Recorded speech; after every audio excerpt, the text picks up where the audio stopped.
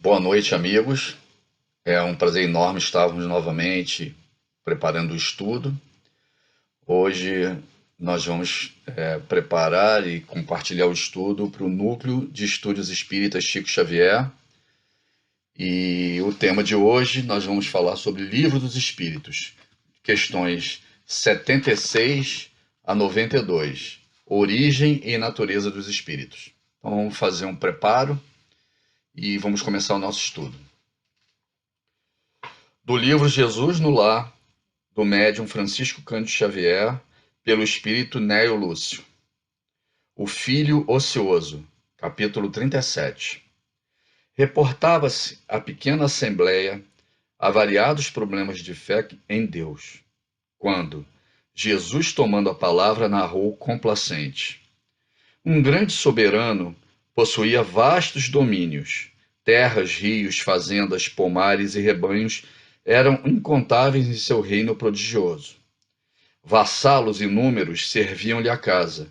Em todas as direções, alguns deles nunca se perdiam dos olhos do Senhor, de maneira absoluta. De tempos em tempos, visitavam-lhe a residência, ofereciam-lhe préstimos ou traziam-lhe flores de ternura, recebendo novos roteiros de trabalho edificantes.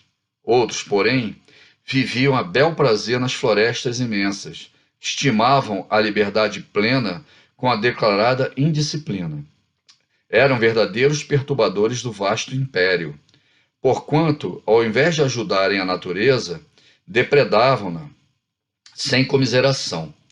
Matavam animais pelo simples gosto da caça, envenenavam as águas para assassinarem os peixes em massa, perseguiam as aves ou queimavam as plantações dos servos fiéis, não obstante saberem no íntimo que devia obediência ao poderoso Senhor. Um desses servidores, levianos e ociosos, não resgatava sua crença na existência e na bondade do rei. Depois de longas aventuras na mata, exterminando aves indefesas, quando o estômago jazia farto, costumava comentar a fé que depositava no rico proprietário de extenso e valioso domínio. Um soberano tão previdente quanto aquele que soubera dispor das águas e das terras, das árvores e dos rebanhos, devia ser muito sábio e justiceiro. Explanava consciente. Sutilmente, todavia, escapava-lhe a todos os decretos. Pretendia viver a seu modo, sem qualquer imposição mesmo, daquele que lhe confiara o vale em que consumia a existência regalada e feliz. Decorrido muitos anos, quando as suas mãos já não conseguiam erguer a menor das armas para perturbar a natureza, quando os olhos embaciados não mais enxergavam a paisagem com a mesma clareza da juventude, inclinando-se-lhe o corpo, cansado e triste, para o solo, resolveu procurar o Senhor, a fim de pedir-lhe proteção e arrimo. Atravessou lindos campos dos quais os servos leais, operosos e felizes cultivavam o chão da propriedade imensa e chegou ao iluminado domicílio do soberano. Experimentando aflitivo assombro, reparou que os guardas do limiar não lhe permitiam suspirar do ingresso, porque seu nome não constava no livro dos servidores ativos. Implorou, rogou, gemeu. No entanto, uma das sentinelas lhe observou: o tempo disponível do rei é consagrado aos seus cooperadores. Como assim? Bradou o trabalhador imprevidente. Eu sempre acreditei na soberania e na bondade do nosso glorioso ordenador. O guarda, contudo, redarguiu sem pestanejar. De que adianta semelhante convicção se fugiste aos decretos do nosso soberano, gastando precioso tempo em perturbar-lhe as obras? O teu passado está vivo em tua própria condição, em que servia a confiança no Senhor se nunca vieste a ele, trazendo 1 minuto de colaboração em benefício de todos. Observa-se, logo, que a tua crença era simples meio de acomodar a consciência com os próprios desvarios do coração. E o servo, já comprometido pelos atos menos dignos e de saúde arruinada, foi constrangido a começar toda a sua tarefa de novo, de maneira a regenerar-te. O mestre calou-se durante alguns momentos e concluiu: aqui temos a imagem de todo o ocioso filho de Deus, o homem válido e inteligente que admite a existência do Eterno Pai, que lhe conhece o poder, a justiça, a bondade, através da própria expressão física da natureza, e que não o visita em simples oração de quando em quando, nem lhe honra as leis com o mínimo gesto de amparo aos semelhantes, sem ao mais leve traço de interesse nos propósitos do grande soberano. Poderá retirar alguma vantagem de suas convicções inúteis e mortas? Com essa indagação que calou nos ouvidos dos presentes, o culto evangélico da noite foi expressamente encerrado. Isso somos nós, quando conhecemos, louvamos, acreditamos, usufruímos de tudo que Deus nos deu, saúde, né? Oportunidade de estar estudando essa doutrina maravilhosa, mas não damos o trabalho, né? Não estamos cooperando para a evolução dos outros e a evolução do planeta. Nessa palestra, né, Jesus no Lar, Jesus não fala explicitamente da reencarnação, mas ela está claríssima. E como é que pode um homem velho, depois de ter gasto toda a sua energia, voltar a trabalhar, repensar sua vida em nome de Deus? Só reencarnando. Então é isso que nós vivenciamos em cada oportunidade de encarnação que nós vivemos na Terra. Já estamos velhos, cansados, doentes, não trabalhamos, não conseguimos evoluir ou ajudar a evolução do planeta. Vamos programar uma nova encarnação lá no Ministério da Reencarnação do nosso lar, se tivermos essa oportunidade, e voltar à carne e começar tudo de novo. Esquecer o passado, ganhar nova vitalidade, começar o estudo, o desenvolvimento e o trabalho para uma nova oportunidade. Pedimos aos céus, pedimos aos espíritos, ao Pai, tranquilidade nessa hora, equilíbrio, proteção para podermos fazer o estudo, concentrarmos nas mensagens que vamos receber num dia tão importante como esse, que sejam 50 minutos de aprendizado e de cooperação entre nós, com um pensamento sempre positivo, melhorando a psicosfera e o ambiente de aprendizado, que é tão importante para a evolução do planeta. Que assim seja, Deus. Que assim seja, Jesus e todos os nossos mentores e protetores da casa. Capítulo 1. Origem e natureza dos espíritos. Que definição se pode dar aos espíritos? Aí o espírito responde. Pode dizer-se que os espíritos são os seres inteligentes da criação, povoam o universo fora do mundo material. Então existem duas essências básicas, além de Deus, em todo o universo. A tríade universal básica é composta de Deus, o fluido espiritual e o fluido material. Deus, primeira questão do Livro dos Espíritos. Inteligência suprema, causa primária de todas as coisas. É o início de tudo. É a fonte de energia máxima de todo o universo. Inteligência, né, suprema e criadora de todo o universo. Aí vem o fluido espiritual. O fluido espiritual é a essência primária que vai se desenvolvendo na natureza, ganhando uma consciência para virar uma individualidade e uma inteligência, que somos nós.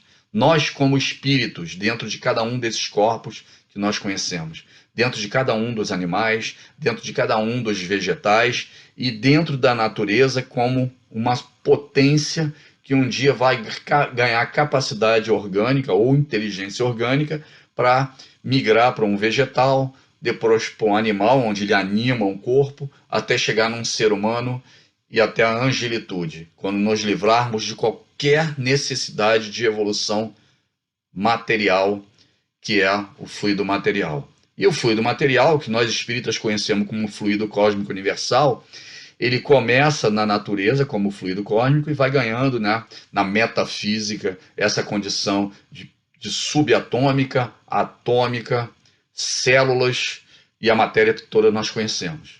O tempo todo há uma troca de inteligência enquanto há necessidade espiritual do espírito e a matéria, do fluido cósmico ao fluido espiritual. O tempo todo eles estão esse espírito que nós somos, né, essa inteligência, ela está trocando de posição para ganhar capacidade de inteligência orgânica, inteligência moral e inteligência intelectual. Então nós visitamos a carne para ganhar essa capacidade, um salto a mais de inteligência e continuar a nossa evolução, até o momento que nós não precisaremos mais dessa encarnação, né, dessa troca. Vamos manipular esses fluidos para a evolução do universo. A criação do planeta Terra é uma manipulação do fluido material pelo fluido intelectual, né? Jesus e os engenheiros siderais são esse fluido, assim como nós.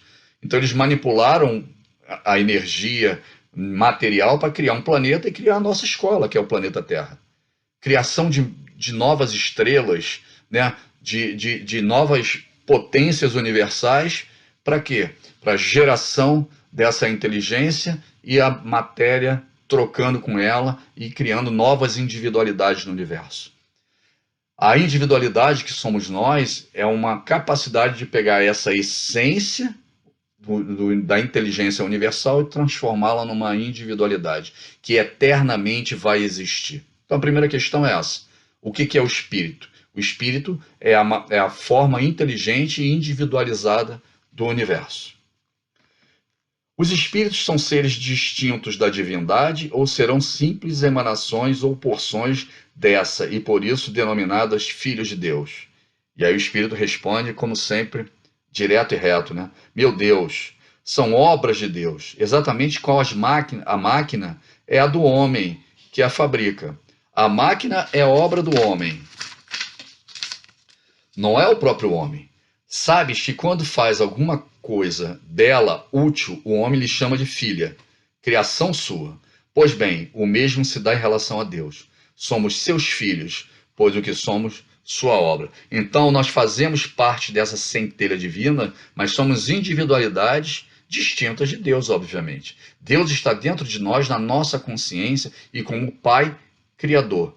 Por isso que nós estamos sempre buscando a perfeição. A cada segundo que passa, esse espírito que somos nós busca a perfeição divina, porque somos filhos desse Deus, mas não somos Deus. Jesus usa um termo semelhante quando ele fala: vós sois deuses, em potência, em capacidade, né? Que dirias a essa montanha: sai dali e vai para lá, se tivesse fé do tamanho desse grão de mostarda. Então Jesus nos compara a Deus em potência, em capacidade futura de fazermos prodígios, assim como ele fez. Por isso é que ele foi confundido com Deus. Jesus fez tantas coisas maravilhosas, tantos milagres, tantos ensinamentos, em uma distância tão grande da nossa evolução, que nós o confundimos com Deus, né? E criamos a Santíssima Trindade: Espírito Santo, Deus e Jesus, Pai, Filho e Espírito Santo. 78. Os espíritos tiveram princípio ou existem como Deus desde toda a eternidade? Se não tivessem tido princípio, seriam iguais a Deus. Quando ao invés são criados de criação sua e se acham submetidos à sua vontade. Deus existe de toda a eternidade, é incontestável. Quanto, porém, ao modo que nos criou, em que movimento fez, nada sabemos. Podes dizer que não tivemos princípio, se quiseres, com isso significar que, sendo eterno, Deus há de ser sempre criado ininterruptamente.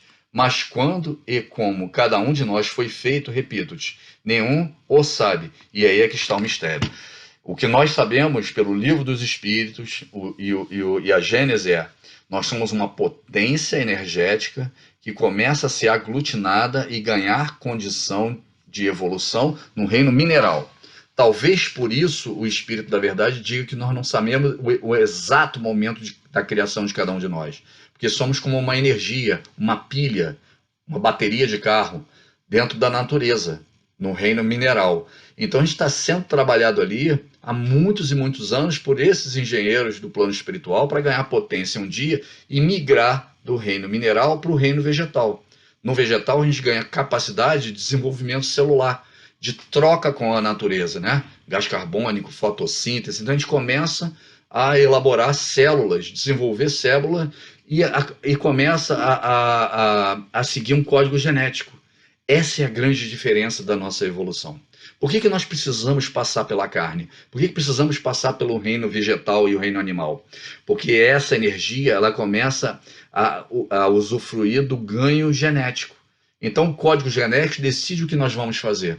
Os animais não têm os instintos idêntico aos animais da mesma espécie. Então essa energia, quando ela encarna no código genético, que seria igual um código de computador, ela começa a seguir padrões de inteligência. Inteligência orgânica, respirar, se alimentar, procriar, não é isso? Se proteger, autopreservação. Então ela começa a exercer uma capacidade orgânica, porque aquele código genético lhe dá essa capacidade, e ela começa a tomar decisões. Os animais caçam diferente. Os animais se comportam diferente. Por mais que eles tenham instintos iguais, eles tomam atitudes diferentes. Alguns animais morrem muito jovens, outros sobrevivem muito mais. Alguns animais têm um espírito diferente para a guerra, para a batalha. Isso você vê em qualquer, né, situação. Cachorro, leão, tigre, apesar de ter um instinto comum, eles tomam decisões diferentes. Por isso que alguns vivem mais do que outros. Por isso que alguns lideram bandos e outros não. Então, o código genético, ele obriga aquela energia a trabalhar e o desenvolver aquela inteligência. Mas as decisões são individuais, mesmo no reino animal. Você pega os cachorros dentro da sua casa, que tem o mesmo código genético, e eles tomam decisões diferentes. Tem características diferentes, tem temperamentos diferentes. Gato, cachorro, passarinho, qualquer animal tem o seu código genético, que traça as bases da sua vida, de alimentação, de sobrevivência, etc. Mas toma decisões diferentes, igualzinho o ser humano. Então aquela energia que está ali, ela já tem uma condição de decisões diferentes, apesar de ter o mesmo código genético. O código genético é, vamos começar a elaborar decisões. Vamos começar a trazer essa inteligência orgânica e essa inteligência intelectual. E aos poucos a gente vai evoluindo, desde o reino animal até chegar no reino humano, buscando o angelical. Pois que há dois elementos gerais do universo. Essa é a 79, nós já falamos sobre isso, né? O elemento inteligente, que somos nós espíritos, e o elemento material. Pode-se dizer que os espíritos são formados pelo elemento inteligente, como os corpos inertes são do elemento material? Evidentemente. Os espíritos são a individualização do princípio inteligente, como os corpos são a individualização do princípio material, ou fluido cósmico universal. A época e o modo por que essa formação se operou é que são desconhecidos. Porque há tantos anos na nossa evolução, e de onde surgiu essa essência básica, que você não consegue definir. Quando que eu me tornei um espírito?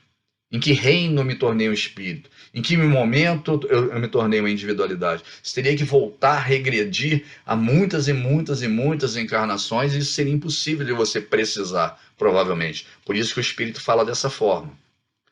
A criação dos espíritos é permanente ou ela só se deu na origem dos tempos? É permanente, quer dizer, Deus jamais deixou de criar. Por isso, porque essa energia que somos nós hoje, ela começa a brotar no reino mineral. E ela continua brotando. Por isso que nós temos diferentes graus de inteligência intelectual e moral. Você pega um animal, né, unicelular, aquela energia que está ali, ela gerencia uma célula. Você pega o reino vegetal, né, ainda são situações muito básicas de sobrevivência. Né? Aí você vai para o animal, você já vê uma evolução. E mesmo dentro do reino animal, os mamíferos têm uma condição muito melhor do que os répteis, que têm condição melhor do que os peixes. Então você vê que a evolução orgânica, capacidade cognitiva, inteligência de tomada de decisão, capacidade de sobrevivência, ela vai evoluindo cada uma das espécies. Por quê? Porque o espírito que está ali, ele vai mudando de grau genético e ganhando condição até chegar no homem, que consegue se alimentar de qualquer alimento. Olha a diferença, né, de um réptil, de um felino. Né? O homem consegue comer, né, tanto vegetais, quanto animais, né, quanto proteínas, leite. Então o homem, ele tem uma capacidade orgânica muito maior do que todos os outros animais. Capacidade cognitiva, capacidade de gerar inteligência. Então o homem, ele é o máximo que nós conhecemos no planeta Terra de condição genética. Por quê? Porque temos o maior número de diferenciação celular. Essa diferenciação celular, ela dá tecidos diferentes que dão condições neurológicas, renais, né, cardíacas, que dão a condição do espírito se comunicar melhor com o meio através dos 5 sentidos que nós temos. Questão 81. Os espíritos se formam espontaneamente ou procedem um dos outros? Deus os cria, como a todas as outras criaturas, pela sua vontade. Mas, repito ainda mais uma vez, a origem deles é um mistério. Na realidade, existem algumas obras, né, de Chico Xavier, de André Luiz e de discussões espíritas que falam que Deus é uma essência divina que está sempre gerando essa capacidade do universo de se expandir. Então ele está sempre gerando combustível, se podemos chamar assim, para a evolução e para a criação desses espíritos, que vão brotando da natureza. Eles nascem desse fluido cósmico espiritual, né, ou esse fluido espiritual, como a gente pode chamar, mas eles vêm através do planeta crescendo, desenvolvendo para migrar dentro das escalas evolutivas. Questão 82. Será certo dizer que os espíritos são imateriais? Isso é fácil, né? Como se pode definir uma coisa quando faltam termos de comparação e com uma linguagem deficiente? Pode um cego de nascença definir a luz? Imaterial não é bem o termo. Incorpóreo seria mais exato, pois deves compreender que, sendo uma criação, o espírito há de ser alguma coisa. É a matéria quintessenciada, mas sem analogia para vós outros, e tão etérea, tão sutil, que escapa inteiramente ao alcance dos vossos sentidos. Os nossos 5 sentidos não são capazes de perceber o que é a matéria do espírito, mas o médium o vê. O médium, o vidente, ele vê o espírito, né? Então, o espírito ele é feito dessa matéria, desse fluido espiritual, essa inteligência espiritual, mas é uma matéria tão sutil e quintessenciada que a gente não consegue compreender. Então, o espírito existe como alguma matéria, mas nós não conseguimos compreendê-la ainda. Assim como o fluido cósmico universal. A física quântica, ela está chegando na partícula de Deus, né? A gente vê que criou o acelerador de partículas para nós compreendermos, né? Cada vez mais a gente está chegando às subpartículas, né?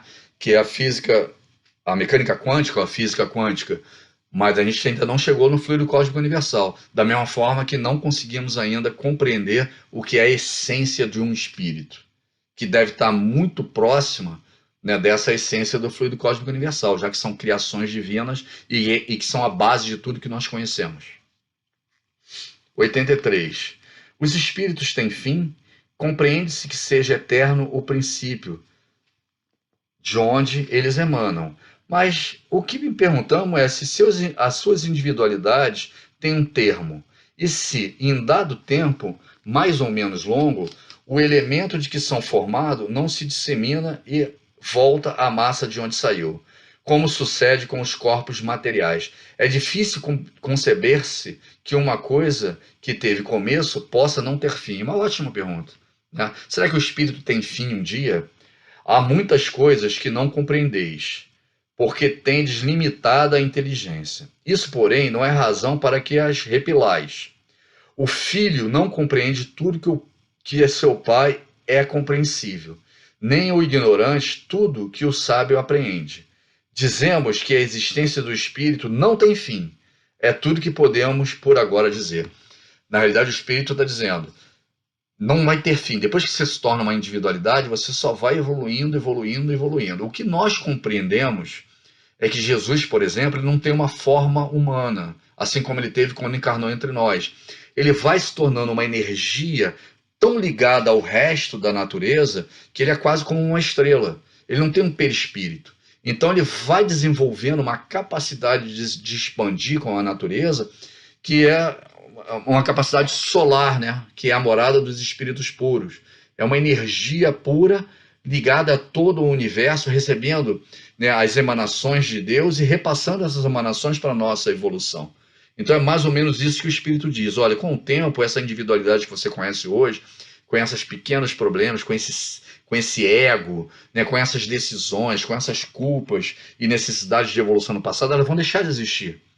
Então, o que a gente pode te dizer é: o espírito é eterno, mas não na concepção que vocês têm hoje. Vocês não vão ter capacidade de compreender aquilo que nós vamos evoluir e repassando para vocês.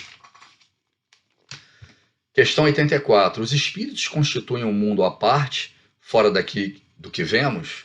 Sim, o mundo dos espíritos. ou das inteligências incorpóreas. Nós espíritos estamos cansados de saber sobre isso. Quem trabalha em mesa mediúnica, mesa de desobsessão, quem leu o Nosso Lar, Alvorada Nova, quem ouviu todas as obras de André Luiz, sabe que tem um mundo à parte do mundo material, que é um mundo espiritual, com várias escalas evolutivas, dependendo do grau de evolução dos espíritos e da capacidade de gerenciar essa matéria. Porque a matéria não é só que nós vemos. O fluido cósmico universal, que é a matéria primária de todas as coisas, é muito sutil. Então existem várias escalas nesse mundo material também, que é utilizado por esses espíritos para construir cidades, estações, casas de atendimento, né? Então a gente vê que as obras de André Luiz, né, algumas casas de atendimento, né, casas de socorro, são bem próximas do planeta. Algumas são abaixo, né, próximas ao umbral, e outras muito mais evoluídas e mais, né, etéreas, mais sutis. Então, dependendo do grau de evolução do espírito, a elaboração dessa cidade, né, a concepção dessa matéria para o trabalho com ela é mais ou menos sutil, criando enorme variações, né, variedades de mundos no plano espiritual. O mundo corporal poderá deixar de existir ou nunca ter existido sem que isso alterasse a essência do mundo espírita? Questão 86. De certo, eles são independentes, contudo é incessante a correlação entre ambos, porquanto um sobre o outro incessantemente reagem. Lembra que eu falei? Essa troca, porque lá no plano espiritual você precisa dessa matéria para você perceber o que está acontecendo, conviver com os outros, né? A gente viu o Nosso Lar, que é uma cidade, Alvorada Nova é uma cidade. Então, por mais evoluído que seja o espírito, existe a troca. Existe essa necessidade de você coexistir a essência espiritual e a essência material.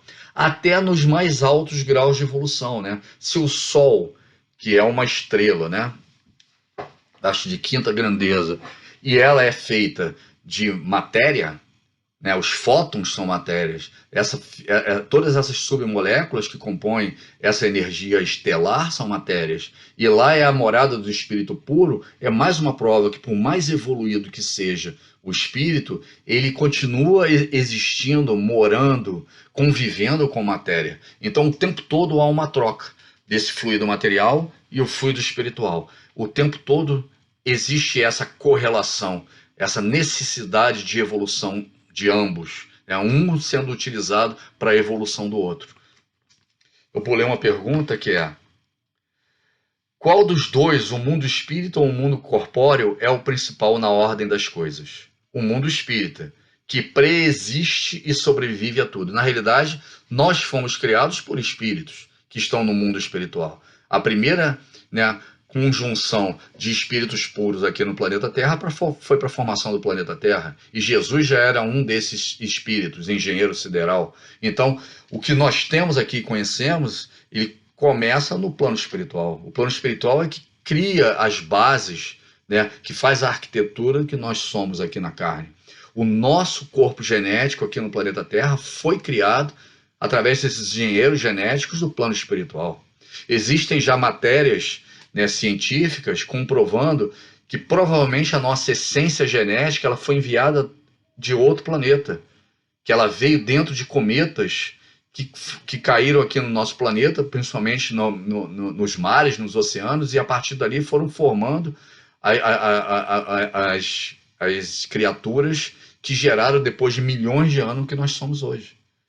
Passando pelos dinossauros e por todos os animais que nós vivenciamos nesses milhões de anos de evolução da espécie aqui no planeta. Então, mais uma prova que provavelmente o plano espiritual utilizou o plano material em algum lugar do universo para criar um código genético e botar esse código genético dentro de um cometa ou dentro de uma nave, de uma forma que veio viajando pelo universo, caiu aqui no planeta Terra e a partir dali começou a trabalhar com base no carbono, principalmente, né? E gerando as formas de vida que são as condições de evolução que nós temos no planeta. Então, sempre nasce no plano espiritual, mas ele precisa de alguma coisa material para tornar aquilo ali uma condição de matéria. Por mais que se queira o plano espiritual, ele precisa da matéria, ou do fluido do médium, ou da mediunidade, ou da manipulação do ectoplasma, para transformar aquilo que eles gostariam que acontecesse em algo material. Então, provavelmente, né, nós recebemos esse código genético de outro planeta, através de um cometa ou de uma nave, seja o que for, sendo utilizado corpos e pessoas e espíritos encarnados, né, em algum lugar no planeta, para transformar a nossa realidade material. Por isso que foram milhões de anos de evolução desse planeta, até chegar às condições que nós estamos vivendo hoje. Então, essa essência material e espiritual, ela está sempre sendo...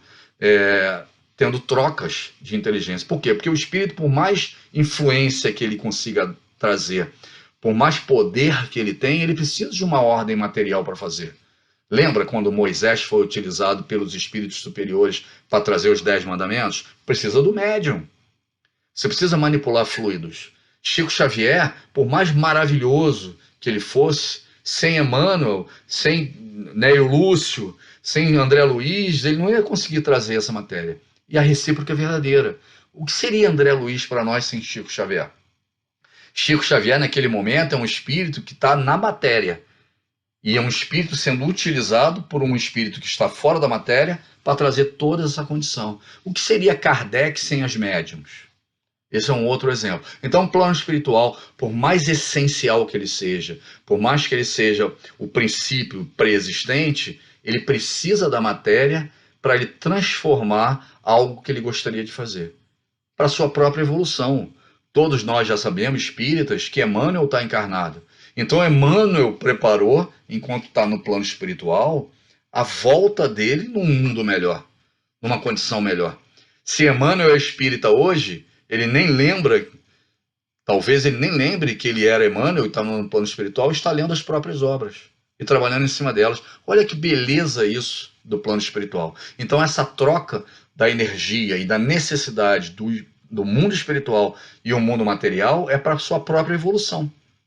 Isso nos degraus mais baixos, quando a gente está falando na formação do planeta Terra, na criação da essência, né, dos animais, né, os protozoários, os micróbios, as bactérias, os peixes, os répteis, até chegar no ser humano, até num espírito puro, onde tem a morada no Sol, por exemplo.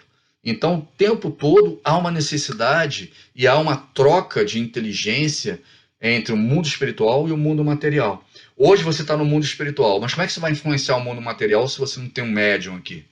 Se você não tem uma condição? Se você não tem um livro para você estudar depois? Então, André Luiz, quando reencarnar, ele vai estudar as próprias obras que ele trouxe.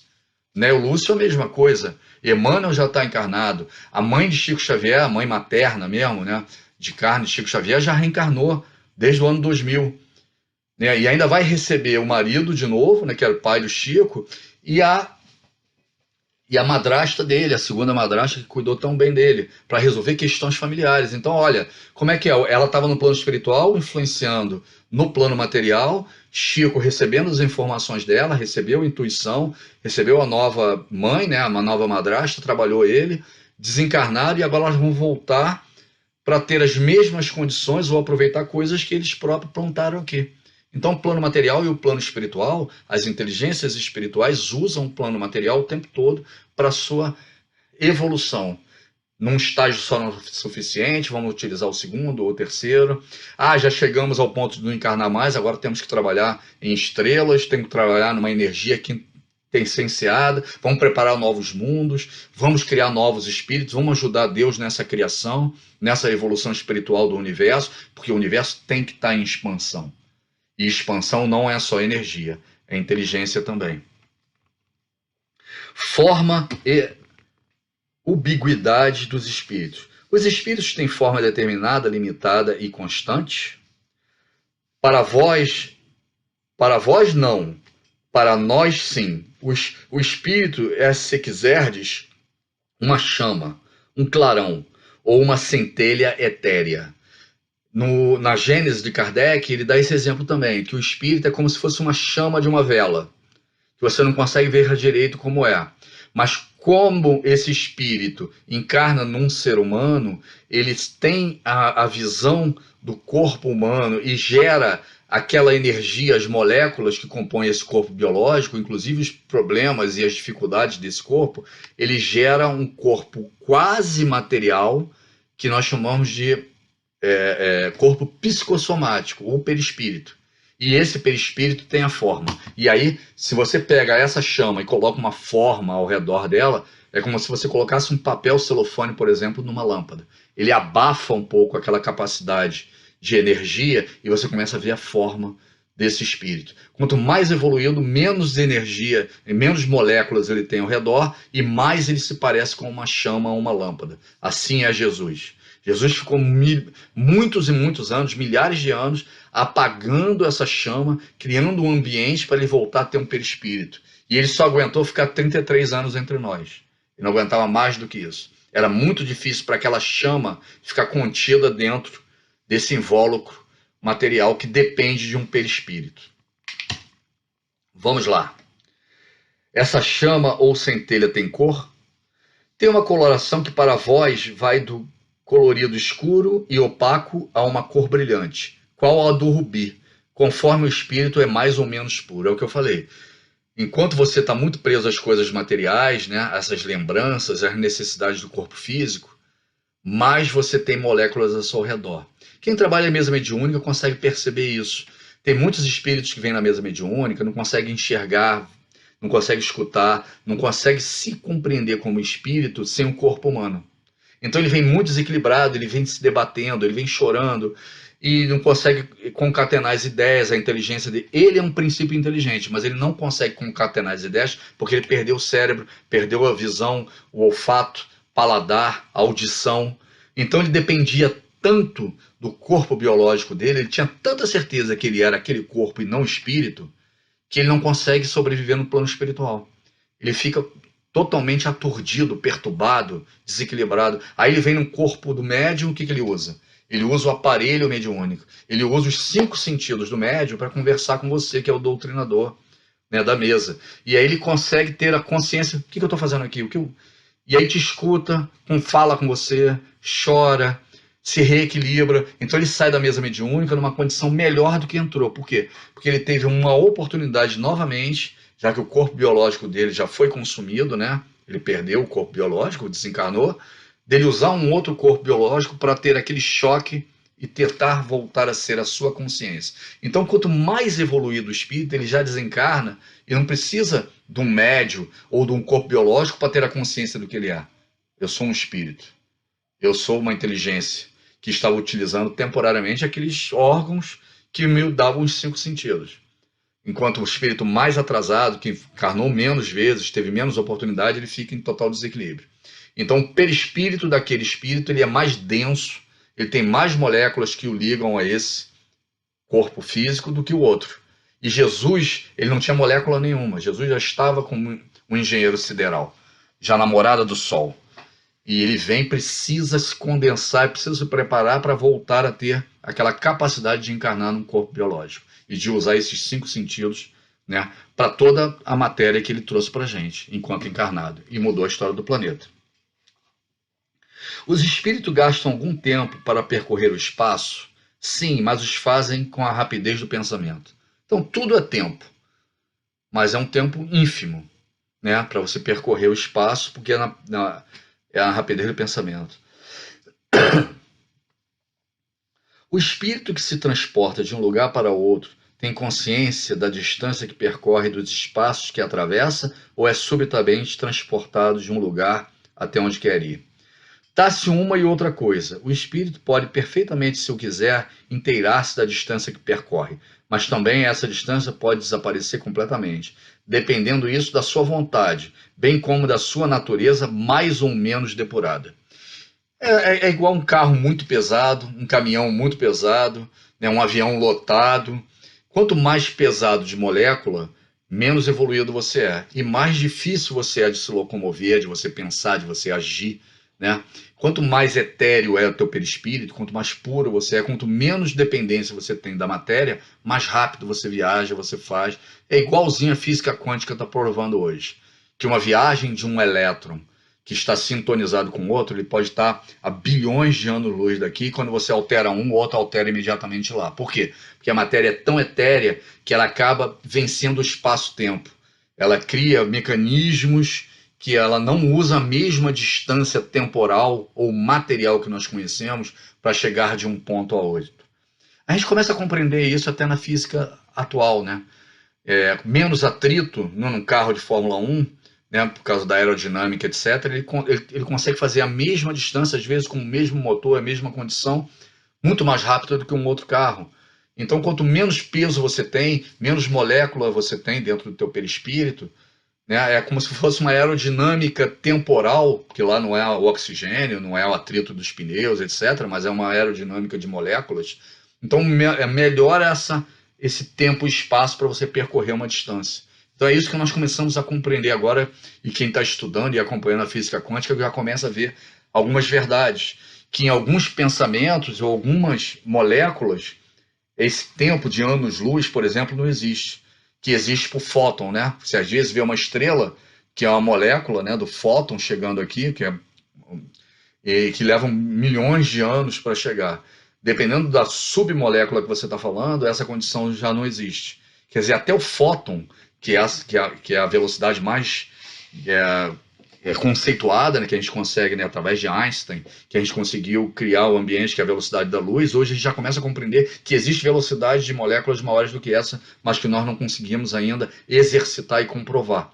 Então, os grandes estudiosos da física quântica, os grandes cientistas, já sabem que existe uma capacidade maior do que essa, mas eles não conseguem ainda diferenciar e não conseguem nem conceituar em cima.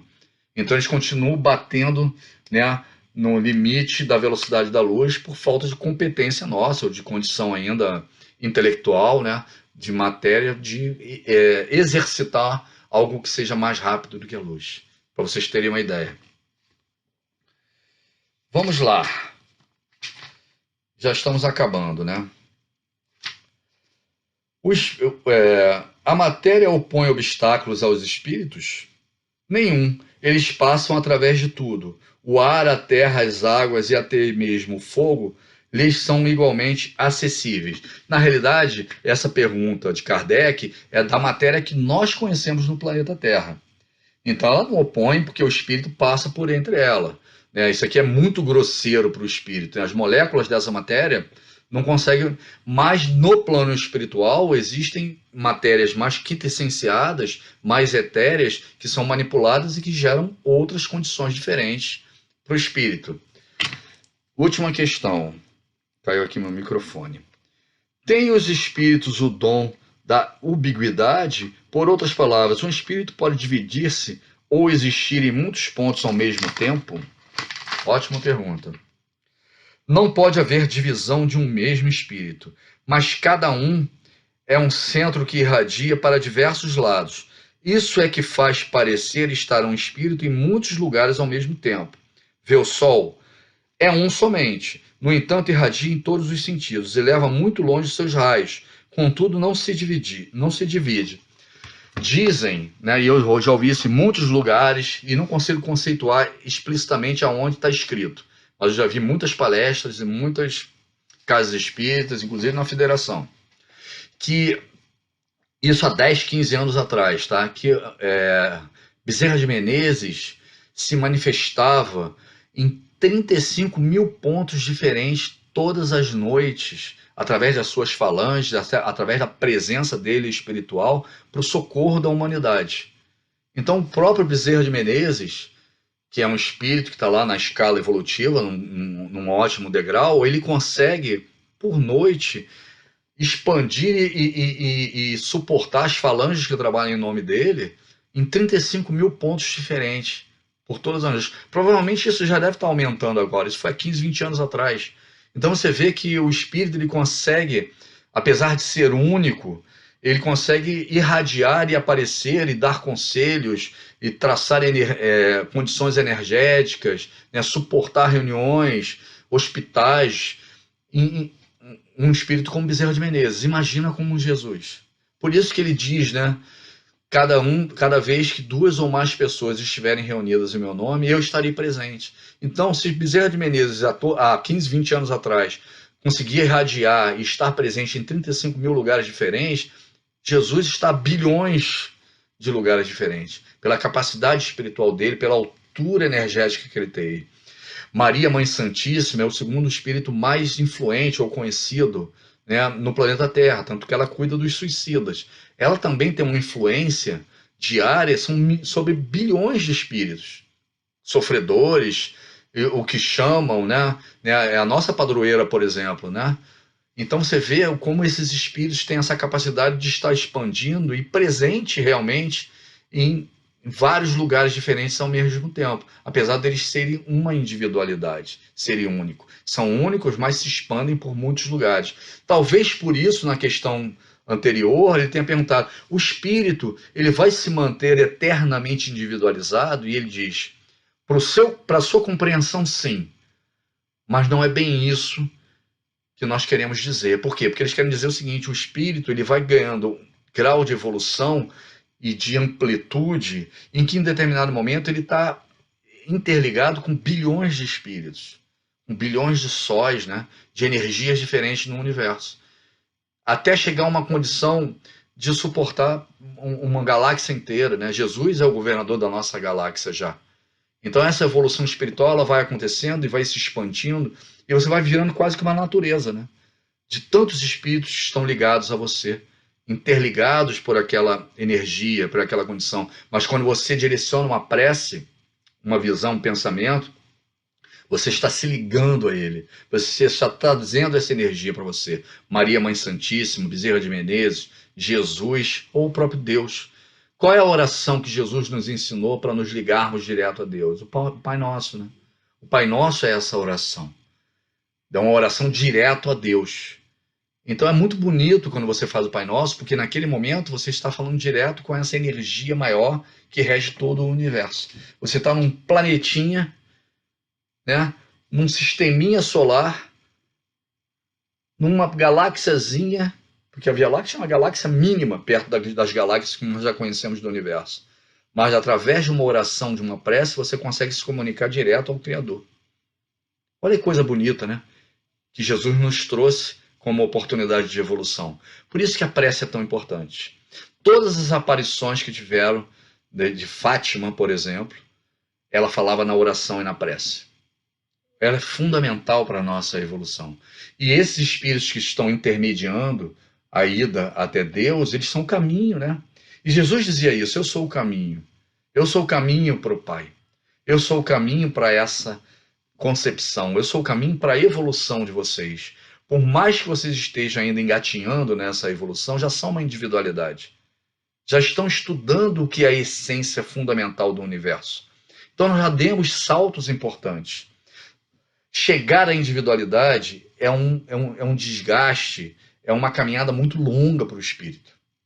Chegar à individualidade é mais desgastante, mais difícil do que chegar à angelitude.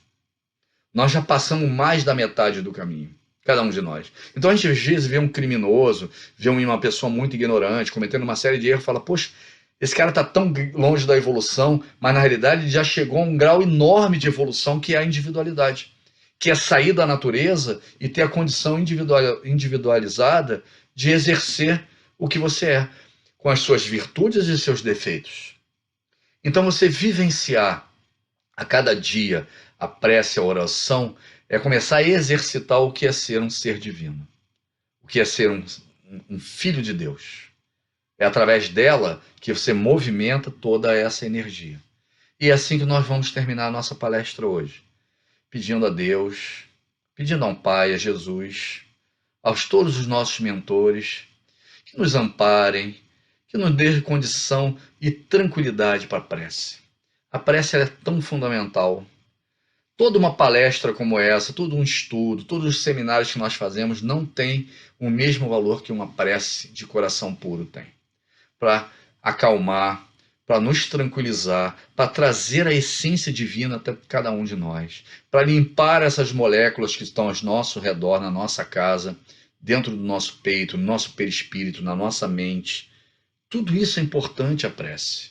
Tudo isso é fundamental, mudar essa sintonia que são os nossos pensamentos, nosso rádio, né? Nós temos um rádio interno que sintoniza em rádios boas ou ruins, dependendo de como você está preparando o seu coração. E a prece, ela é fundamental para essa evolução. Vamos terminar a nossa palestra hoje falando da prece, que vai nos trazer essa evolução espiritual, que essa energia pura e dinâmica de Deus, né, que expande o universo o tempo todo, nos inspire para que mude o nosso pensamento, a nossa atitude e que busquemos cada vez mais unidos a nossa evolução. E que assim seja, e agradeço muito a presença e o pensamento positivo e a união de todos vocês ao redor de um tema tão importante como esse, né? A evolução e a essência espiritual. Um beijo a todos e que Deus e Jesus abençoe a todos nós.